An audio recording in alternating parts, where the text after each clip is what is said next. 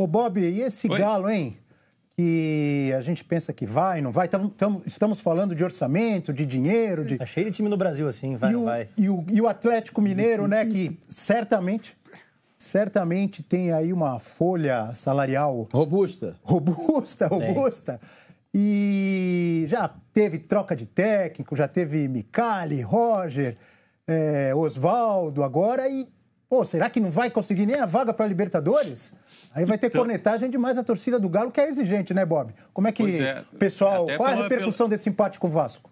Então, até assim, a relação expectativa com a entrega foi muito ruim, né? Mas eu acho que qualquer projeção para a vida do Atlético para o ano que vem vai depender do que acontecer da agenda do time. O time vai jogar Libertadores, não vai jogar Sul-Americana, vai jogar o quê no ano que vem? Inclusive, o que eu acho uma pena, a permanência do Oswaldo Oliveira no comando técnico. Acho uma bobagem tentar trocar treinador agora, independentemente se for para Libertadores ou não for.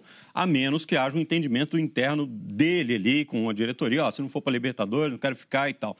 Porque vai que não consegue uma vaga. E digamos que hoje é bastante improvável, embora não seja impossível, né? Até porque o Atlético vai pegar o Coritiba, vai pegar o Corinthians, que já é campeão. E tem a vaga pode pegar o Atlético, né, Bob? Hein? Pode acontecer o contrário, a vaga pegar o Atlético também. Exatamente, isso pode acontecer. Mas, enfim, com 47 pontos, ainda não dá para desistir, mas é improvável nesse momento. Então, vamos admitir que o Atlético não tem a vaga na Libertadores. Não, aí é completamente diferente e tal e tudo mais. Vai trazer um outro treinador para começar a entender o elenco outra vez, ver quem são os caras que vão sair, quem é que pode ficar, como é que vai fazer a renovação, né? Como é que faz o Casares jogar, como é que faz não sei quem e tudo mais. Eu acho um desperdício de tempo, né?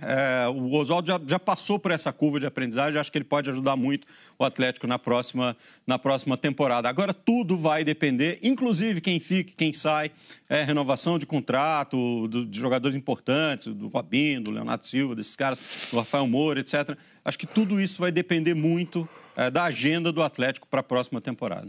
Agora, se a gente olhar para o outro lado, né?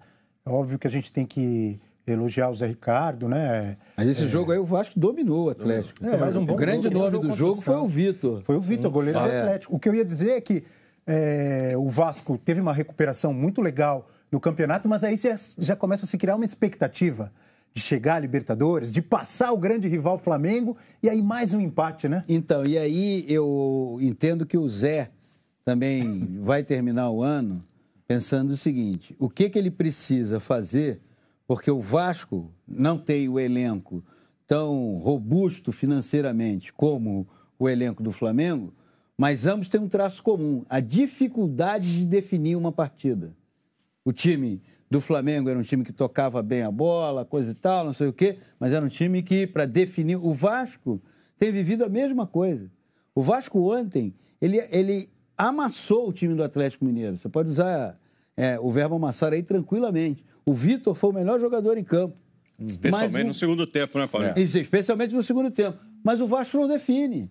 Faltou o Luiz Fabiano? Ontem, faltou o Luiz Fabiano, mas o Vasco criou muito. Eu acho que é um exagero achar que faltou o Luiz Fabiano, porque eu acho que o Luiz Fabiano não vai mais te dar aquilo que ele te deu lá atrás no São Paulo. Nem na última passagem ele já deu mais. Entendeu? Não vai dar. Não sei nem se o Vasco avalia que foi uma contratação que valeu a pena. Se você olhar o resultado prático, ela não valeu a pena. Porque é mania do futebol brasileiro de contratar jogador pela fotografia. A fotografia dele é sempre muito bonita. Ele está comemorando gol, entende? O estádio está gritando o nome dele, tem coisa e tal. Mas aí o cara que você contrata não tem mais nada a ver com aquela fotografia. Mas eu acho que a lição que fica para o ano que vem é que o Vasco está redescobrindo alguns jovens que começaram o ano muito promissores, como o Evander, por exemplo. E aí, justiça seja feita, ele começou a jogar nessa posição de volante com o Cristóvão Borges ainda no torneio da Flórida no início do ano.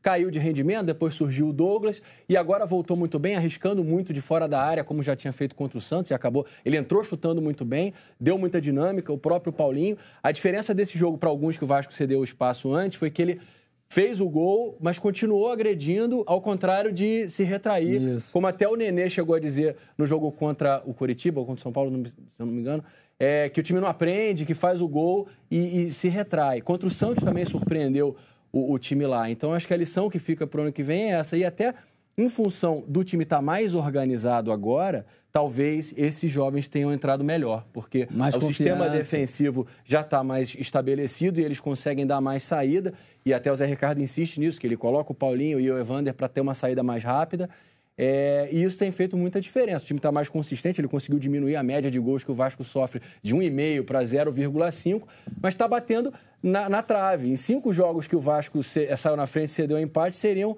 mais 10 pontos que ele estava em terceiro colocado nesse Campeonato Brasileiro. Então, olha a diferença. O Vasco, que é o início do ano, a gente talvez estivesse discutindo aqui fuga de rebaixamento e estaria no G3 ali, pensando numa...